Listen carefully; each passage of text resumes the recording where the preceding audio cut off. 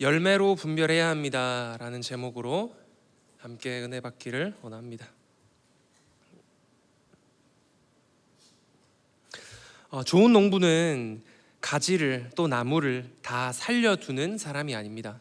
나무를 보고 살릴 것인지 잘라낼 것인지 잘 분별하는 사람이 좋은 농부죠.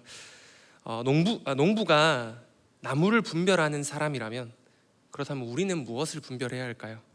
우리는 사람을 분별해야 합니다.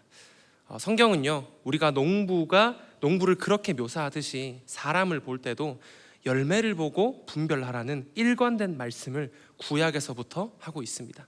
즉 우리는 반드시 분별해야 하는데요, 열매로 사람, 즉 나와 이웃을 분별해내야 합니다. 그렇다면 사람 분별이 왜 중요한 것일까요? 첫 번째로, 분별하지 못하면 분열합니다.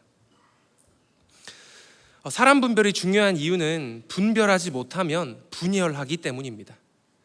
분별하지 못함의 결과가 분열이라는 것은 말씀뿐만 아니라 교회의 역사 속에서도 무수히 발견 가능합니다. 초대교회부터 중세 수도원 운동을 지나서 오늘 우리 시대에 이르기까지 교회의 역사는 분별의 역사이자 동시에 분열의 역사였습니다. 시대마다 말씀대로 살아보려는 움직임은 있었습니다. 중세 수도원 운동을 예시로 들면요, 중세 수도원이라 하면 많은 다큐멘터리에 나오는데요, 유럽의 어느 외딴 시골의 산 꼭대기에, 저는 그런 생각도 한 적이 있습니다. 그 옛날에 건축 자재가 어떻게 올라갈까 싶은 그런 곳들에 웬 멀쩡한 건물이 갑자기 있는 장면을 다큐멘터리나 TV 속에서 보신 적이 있으실 겁니다. 그런 모습이 다양한 중세 수도원의 모양 중에 하나입니다. 중세 수도원 운동의 형태는 굉장히 다양했습니다만 그 출발점은 언제나 같았습니다. 세상을 닮지 않겠다, 말씀대로 살겠다. 우리 교회에서도 충분히 들을 수 있는 말씀입니다. 시대를 거슬러서 말씀대로 살겠다는 중세 수도원 운동의 결단에 많은 사람들의 마음이 움직입니다. 왜냐하면 시대와 달랐거든요. 청렴을 추구했거든요. 실제로 많은 사람들이 동참하고요, 수도원들은 부흥합니다. 그런데 문제는 무엇입니까? 시간이 흐르며 정말 많은 수도원들의 부흥이라고 말할 수 있는 양적 성장이 있었지만 그들은 열매 같아 보이는 것들을 분별해내지 못합니다. 그리고 분열합니다. 더 나아가서 수도원들은 육의 열매를 내는 중세시대 악의 소굴이 됩니다. 당시 열매 같아 보이는 것들은 무엇이 있었을까요? 사람, 돈, 땅, 참 많은 것들이 그 자체는 죄가 아니지만 그것이 열매인지 아닌지를 분별하지 못했을 때 오히려 분열을 부추기는 땔감이 될 뿐이었습니다. 초대교회도 예외가 아닙니다. 바울이 세운 교회 중에 갈라디아 교회에도 이런 일이 있었는데요, 그 교회에는 성령의 열매를 맺는 자들과 죄와 율법의 열매를 맺는 자들이 섞여 있었습니다. 바울은 정확히 분별합니다. 그리고 바울 사도는 교회를 어지럽히는 이들을 두고 이례적일 정도로 강한 표현의 말로 그 편지인 갈라디아서에 말하고 있습니다. 그 말을 갈라디아서 5장 12절을 통해서 제가 보겠습니다. 갈라디아서 5장 12절입니다. 제가 봅니다. 너희를 어지럽게 하는 자들은 스스로 베어버리기를 원하노라. 분별하라는 말이죠. 즉 너희 갈라디아 교회를 어지럽게 하는 이들이 있다면 사람 잘 분별해라. 그들의 열매가 성령의 열매가 아니라면 너희 교회 스스로 베어버려라. 그만큼 하나됨이 중요하고 그만큼 성령의 전인 교회는 소중하다. 그리고 12절 이하에는 그렇다면 그들이 어떤 성도가 되어야 하는지 부연 설명하고 있습니다. 그 중에서 13절과 16절은 함께 보도록 하겠습니다. 시작. 형제들아, 너희가 자유를 위하여 부르심을 입었으나 그러나 그 자유로 육체의 기회를 삼지 말고 오직 사랑으로 서로 종노릇하라. 내가 이르노니 너희는 성령을 따라 행하라. 그리하면 육체의 욕심을 이루지 아니하리라. 아멘. 바울은 성령의 열매를 쫓는 사람, 육의 열매를 쫓는 사람 다 섞여 있는 갈라디아 교회에게 말하고 있습니다. 사랑으로 서로 종노릇하라. 성령을 따라서 살라. 육의 열매를 맺지 말라. 바울 사도가 안타까운 마음으로 편지하고 있는 것입니다. 어떻게 살라는 이 말씀 아래에 이제 우리가 잘 아는 성령의 9가지 열매, 사랑, 희락, 화평, 오래 참음, 자비, 양선, 충성, 온유, 절제가 쭉 이어서 나옵니다. 초대교회 시대에도 교회 안에 성령의 열매를 맺는 자들과 육의 열매를 맺는 자들은 섞여 있었습니다. 분별은 언제나 쉽지 않았고, 분별하지 못함은 그 결과는 다른 복음으로의 이탈을 불러오거나 때로는 중세 수도원 운동과 마찬가지로 분열을 가져왔습니다. 바울 사도도 하나님도 분별하지 못하는 교회와 사람들에 대한 안타까움이 얼마나 크셨겠습니까? 여러분은 잘 분별하고 계십니까? 우리 대흥교회는 오직 성령으로 하나 되는 복된 교회가 되기를 소망합니다. 여러분 삶 가운데도 오직 사랑으로 서로 종노릇하는, 성취가 아니라 종노릇하는 성령이 원하시는 그 삶의 열매가 여러분 삶 가운데 가득 맺히기를 축복합니다. 저도 행복한 종, 성령께 매인 행복한 종이 되고 싶습니다. 우리는 분별할 수 있어야 합니다. 나와 내 가정과 우리 교회가 분열되지 않기 위해서입니다. 먼저는 나겠죠. 나는 성령의 열매를 맺고 있는가? 또 실제로 그렇게 생각하는 걸 넘어서 삶의 변화가 실제로 본당 문 밖을 나서면 있는가? 그리고 교회입니다. 나와 함께하는 영혼들, 내가 섬기는 영혼들은 진짜 성령의 열매를 맺고 있는가? 혹시나 육의 열매로, 그 성과로 나와 이웃을 분별 혹은 판단하고 있지는 않으십니까? 우리의 눈은 굉장히 육적입니다. 육의 열매에 쉽게 속고 또 쉽게 부러워합니다. 또 육적으로 분별하는 것이 가장 쉽고 직관적이고 편한 방법입니다. 그러나 성적이 좋은 학생이라고 좋은 성도라는 보장은 없지요. 그렇기 때문에 우리는 깨어서 성령의 열매로 나와 이웃을 분별할 수 있어야 합니다. 왜요? 다시 한번 드리는 말씀이지만 그래야 분열하지 않습니다.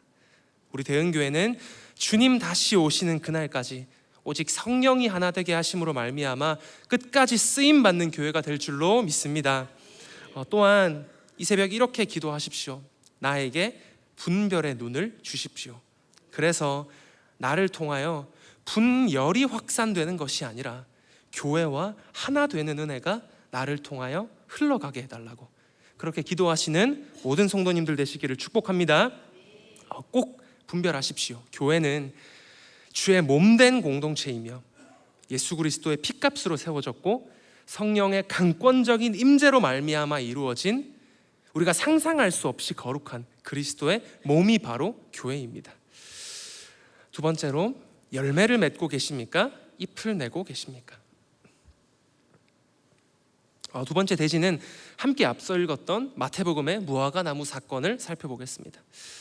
혹시 성도님들은 무화과에 대해서 잘 알고 계십니까? 저는 사실 먹어만 봤지 그 나무를 실제로 보거나 열매가 맺힌 모습을 본 적은 없는데요. 혹시 무화과의 이름의 뜻을 알고 계시나요? 무화과는 한자어 그대로입니다. 없다, 꽃, 열매. 꽃이 없는 나무, 꽃이 없는 열매라는 뜻을 가지고 있습니다. 신기하죠? 사실 꽃이 있기는 한데요. 저희가 먹게 되면 도톰한 열매의 껍질이 있잖아요. 그 껍질 내부로 꽃이 자라게 됩니다. 그리고 그 껍질 내부로 자라는 꽃의 그 꿀이 우리가 먹는 무화과의 과즙이 됩니다. 그래서 우리 눈에는 결국 꽃이 없는 것처럼 보이는 나무가 무화과 나무입니다. 무화과는 성경에 자주 등장하죠. 가장 처음 등장하는 것은 아담과 하와가 죄를 짓고 처음 지어 입은 옷이 무화과 나무 잎으로 만든 옷입니다. 그리고 이후로도 구약에서 무화과 나무 열매는 하나님이 자기 백성에게 기대하시는 선한 삶의 열매의 상징물로 무화과 열매는 사용됩니다. 우리에게도 이렇게 무화과가 익숙하다면 예수님 때 유대인들에게는 이 무화과 나무는 굉장히 익숙했겠죠. 그들에게 무화과 나무는 아마도 우리에게 은행나무, 소나무, 단풍나무 이런 것처럼 친숙하고 그 특성도 너무 잘 아는 익숙한 나무였을 것입니다. 그래서 예수님은 그 나무를 활용하셔서 오늘 유대인들을 가르치고 계신 것입니다. 무화과 나무는요, 그 목적이 정확합니다. 열매를 내는 나무입니다. 꽃을 내고 있는 나무가 아니고 잎을 내는 나무도 아닙니다. 열매를 내야 하는 과실나무입니다. 그런데 그날 예수님께서 마주하신 무화과 나무에는 하필 열매가 없었던 것입니다. 우리 마태복음 19절 말씀 붉은 부분만 같이 읽도록 하겠습니다. 시작.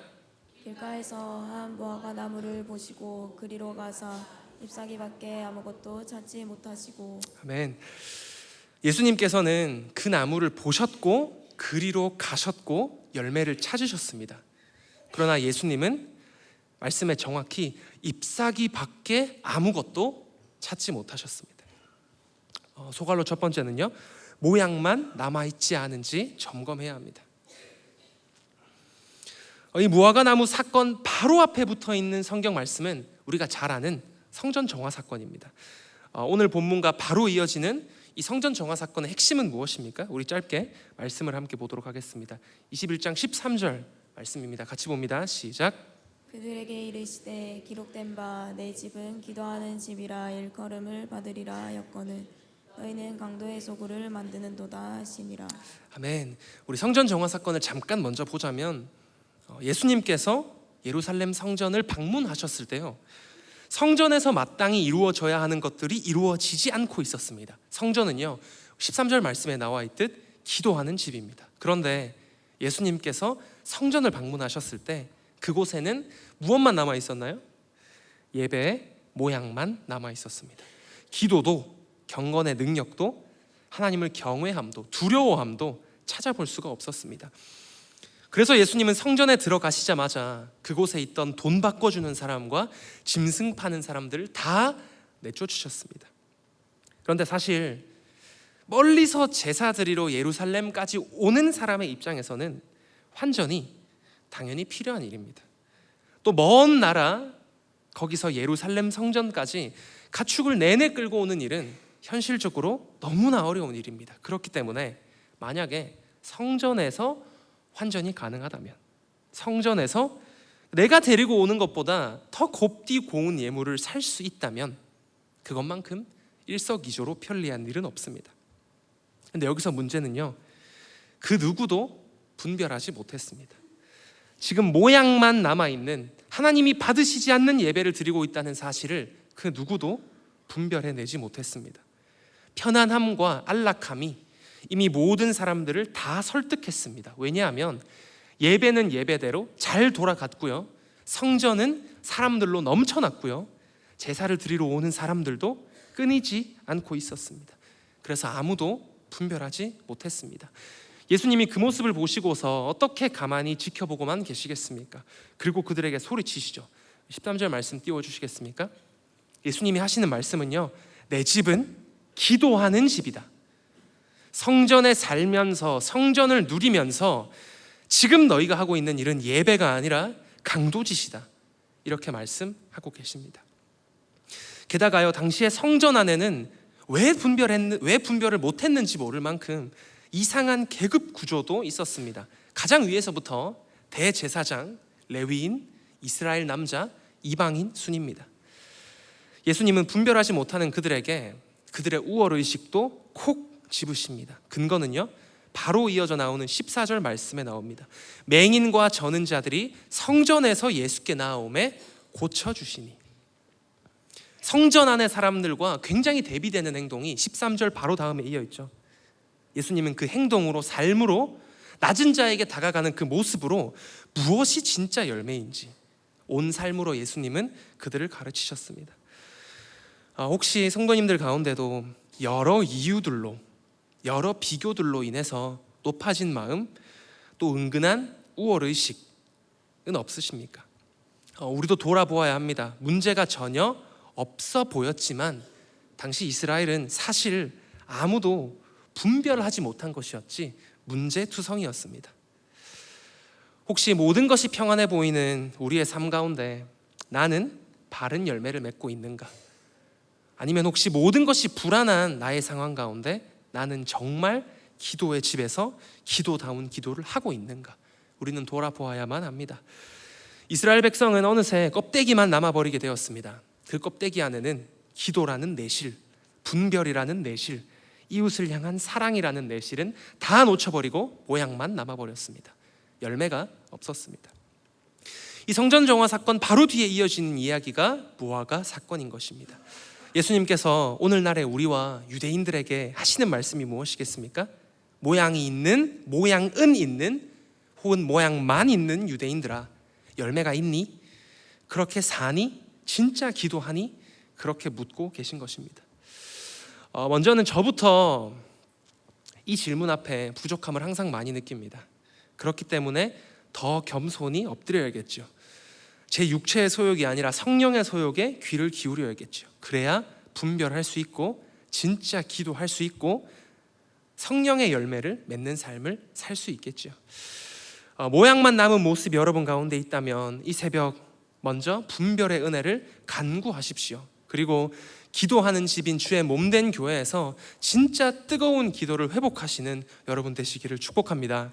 그리하면 성령께서 우리의 분별을 도우실 줄로 믿습니다. 마지막으로 두 번째, 기도함으로 성령의 열매를 맺어야 합니다. 무화과 사건을 이어서 보겠습니다. 예수님께서는 열매 없는 무화과 나무를 마르게 하시고는 기도에 대한 말씀을 이어가십니다. 우리 말씀 21절, 22절 같이 봅니다. 시작. 예수께서 대답하여 이르시되 내가 진실로 너희에게 이르노니 만일 너희가 믿음이 있고 의심하지 아니하면 이 무화과 나무에게 된 이런 일만 할 뿐 아니라 이 산더러 들려 바다에 던져지라 하여도 될 것이요 너희가 기도할 때 무엇이든지 믿고 구하는 것은 다 받으리라. 아멘. 예수님께서 무화과 나무를 마르게 하시고는 갑자기 기도 이야기로 방향을 돌리십니다. 너희가 믿음으로 기도하고 의심하지 아니하면 무화과 나무에 벌어진 이 일뿐만 아니라 산을 보고 바다에 던져지리라 하여도 그렇게 응답될 것이다 라고 말씀하고 계신 것입니다. 나무를 마르게 하시고 기도 이야기를 바로 붙이시는 게 조금 생뚱맞은 것 같기는 하지만 앞서 성전 정화 사건에서 예수님께서 하신 말씀과 연결됩니다. 성전 정화 사건에서 예수님은 이스라엘 성전을 만민이 기도하는 집이라고 꾸짖으시죠. 즉 예루살렘 성전에는 기도가 없었습니다. 그 성전에서 기도의 부재에 대한 말씀과 너희가 믿음으로 기도한다면 무화과 나무도 마르게 하고 산도 옮기리라는 오늘 본문의 기도의 말씀이 우리에게 말씀하시는 바가 무엇이겠습니까? 열매 맺지 못한 모양만 남은 예배와 삶에는 하나님이 응답하지 않으시지만 전심으로 하나님을 찾는 그 기도에는 하나님이 반드시 응답하시리라, 열매 맺게 하시리라. 결국 기도를 회복하라는 말씀이 이 무화과 나무 본문에 들어있는 것입니다. 즉 기도의 회복은 반드시 열매를 낳습니다. 믿으십니까? 왜냐하면 열매는 내가 내는 것이 아니라 하나님이 맺어주시는 응답이기 때문입니다. 우리의 능력으로는 당연히 이 산더러 저리로 옮겨지리라 할 수 없지요. 그러나 기도의 능력은 응답하시는 하나님께 달려있기에 그 산도 옮겨질 수 있는 것입니다. 응답이 하나님께 속한 것이기에 우리는 그 열매로, 하나님이 허락하시는 열매로 사람을 분별할 수 있는 것입니다. 성령의 열매에 대한 대표적인 말씀, 우리 갈라디아서 말씀 22절부터 함께 볼까요? 시작. 오직 성령의 열매는 사랑과 희락과 화평과 오래 참음과 자비와 양성과 충성과 온유와 절제니 이 같은 것을 금지할 법이 없느니라. 그리스도 예수의 사람들은 육체와 함께 그 정욕과 탐심을 십자가에 못 박았느니라. 아멘. 여러분은 사랑과 희락과 화평 그렇게 사는 것이 쉬우신가요? 또 그리고 정욕과 탐심을 십자가에 못 박는 것이 쉬우신가요? 죄인된 우리에게 사랑과 희락과 화평 등등으로 사는 것, 또 온유하고 절제하는 것, 또 정욕과 탐심을 십자가에 못 박는 것은 어쩌면 산을 옮기는 것만큼 우리에게 어려운 문제입니다.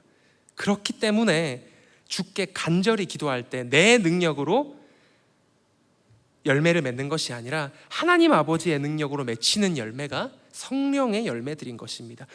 우리의 능력으로는 너무나 맺기 어려운 열매가 성령의 열매들이기 때문에 성령의 열매로 사람을 분별하는 것은 그 사람이 성령의 사람인지 육의 사람인지 정확히 분별 가능합니다. 그런데 예수님이 마주한 무화과 나무에는 잎만 무성했습니다. 기도하지 않았던 유대인들에게는 당연히 열매가 있을 수가 없었던 것입니다. 설교를 마무리하고자 합니다. 여러분은 진짜 열매를 내고 계십니까? 그리고 그 성령의 열매를 기준으로 나와 그리고 이웃을 잘 분별하고 계십니까? 사실 오늘 같은 본문으로 6개월 전에 우리 청년부 예배, 젊은이 예배에서 말씀을 전한 적이 있는데요. 그때 청년들에게 강하게 던졌던 질문입니다. 그 질문을 바꾸지 않고 여러분에게도 한번 드려볼게요. 생각해 봐 주시면 감사하겠습니다. 청년들의 스펙은 열매입니까? 무성한 잎입니까? 여러분에게 취업은 열매입니까? 무성한 잎입니까? 또 여러분에게 돈은 열매입니까? 무성한 잎입니까? 참 다양한 우리 삶의 열매인 줄 알았던 것들을 그 자리에 넣어볼 수 있는 말이라고 생각합니다. 각자 상황에 맞게 한번 생각해 보면 좋을 것 같습니다. 우리 대형의 모든 성도님들은 주님께 기도함으로 주님이 원하시는 그 뜨거운 기도를 회복함으로 성령의 열매를 가득 맺으시기를 축복합니다. 또 주님께서 우리 모두에게 분별의 눈을 열어주셔서 나를 통하여 내가 속한 모든 공동체가 분열하지 않고 교회와 하나 되는 축복이 여러분의 삶을 통하여 흘러가기를 축복합니다. 산이 바다에 던져지는 것처럼 성령의 열매대로 사는 것, 육체의 정욕대로 살지 않는 것, 그것은 산이 바다에 던져지는 것처럼 인간의 노력으로는 불가능한 일들입니다. 그러나 하나님이 이루어 주실 때, 응답이 내게 있지 않고 이루어 주시는 하나님의 능력에 달린 줄 알고 기도할 때 우리의 삶 가운데 성령의 열매가 넉넉히 맺히게 될 줄로 믿습니다. 광고 짧게 드리겠습니다. 오늘 오후 12시 반 대흥교회 2층